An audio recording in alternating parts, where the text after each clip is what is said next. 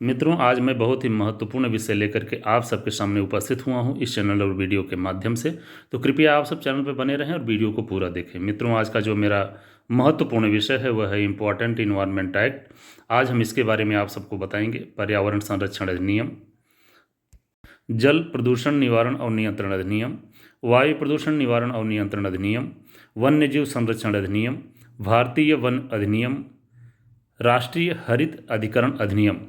तो मित्रों, आज मैं इन सब महत्वपूर्ण विषयों पर चर्चा करने वाला हूं, अपने विचारों को साझा करने वाला हूं।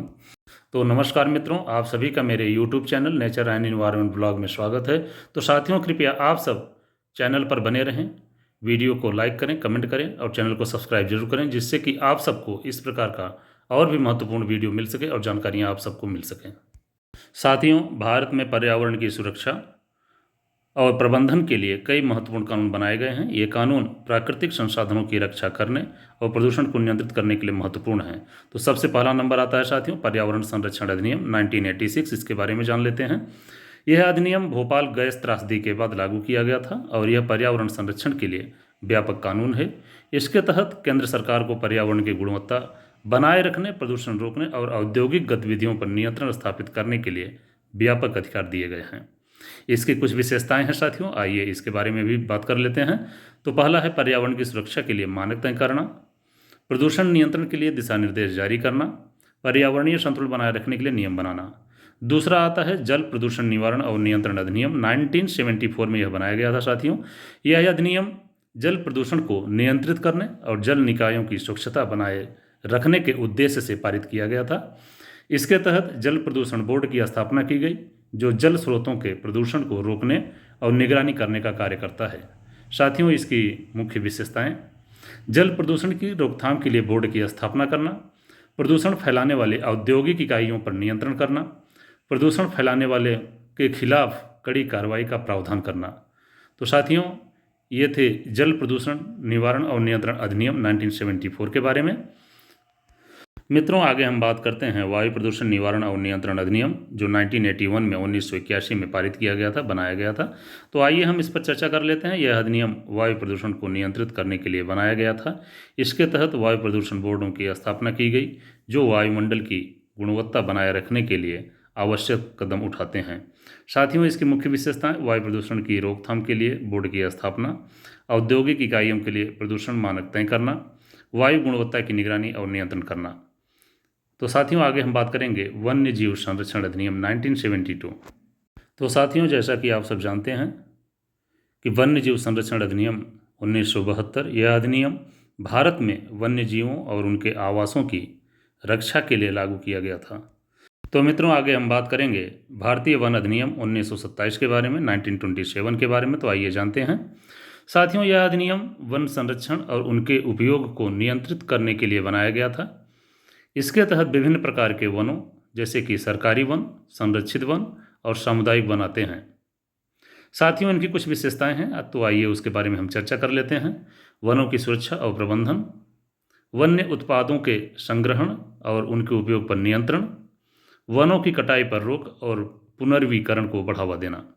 साथियों, आगे हम बात करेंगे राष्ट्रीय हरित अधिकरण अधिनियम 2010।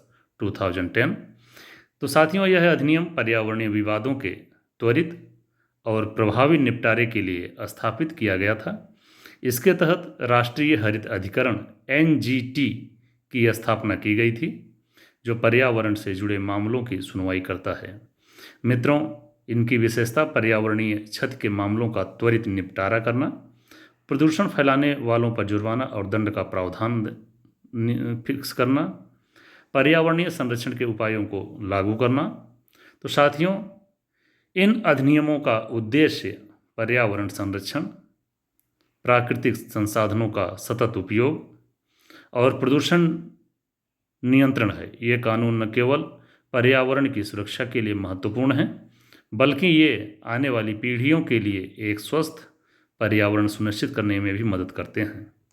तो साथियों, भारत में पर्यावरणीय संरक्षण के लिए बनाए गए कानून हमारे प्राकृतिक संसाधनों की रक्षा करने और एक स्वस्थ पर्यावरण सुनिश्चित करने में महत्वपूर्ण भूमिका निभाते हैं। मित्रों, पर्यावरण संरक्षण अधिनियम, जल अधिनियम, वायु अधिनियम, वन्यजीव संरक्षण अधिनियम और राष्ट्रीय हरित अधिकरण अधिनियम, जिसे कि हम NGT के नाम से भी जानते हैं, जैसे कानूनों ने पर्यावरणीय मुद्दों से निपटने के लिए एक मजबूत कानूनी ढांचा प्रदान किया है। मित्रों, हालांकि इन कानूनों के प्रभावी क्रियान्वयन और सख्त अनुपालन के बिना पर्यावरणीय समस्याओं का समाधान संभव नहीं है। प्रदूषण, वन कटाई और जैव विविधता बायोडाइवर्सिटी का नुकसान जैसी समस्याओं का सामना करने के लिए न केवल सरकार बल्कि समाज के हर व्यक्ति की भागीदारी आवश्यक है। साथियों, हालांकि पर्यावरण संरक्षण एक सामूहिक जिम्मेदारी है जिसमें कानूनी उपायों के साथ साथ जन जागरूकता, शिक्षा और समुदाय की भागीदारी भी अहम है। यदि हम इन कानूनों का सही तरीके से पालन करें और पर्यावरण के प्रति अपनी जिम्मेदारियों को समझें तो हम एक स्वच्छ, हरित और स्वस्थ भविष्य की ओर बढ़ सकते हैं। तो साथियों, जैसा कि मैंने आप सबको बहुत ही महत्वपूर्ण विषय इम्पॉर्टेंट इन्वायरमेंट एक्ट के बारे में जानकारी साझा किया है अपने चैनल और वीडियो के माध्यम से। यदि आप सबको मेरा यह वीडियो, यह जानकारी अच्छा लगा हो तो कृपया मेरे चैनल को सब्सक्राइब जरूर करें, वीडियो को लाइक करें, कमेंट करें, शेयर करें। जय हिंद, जय भारत।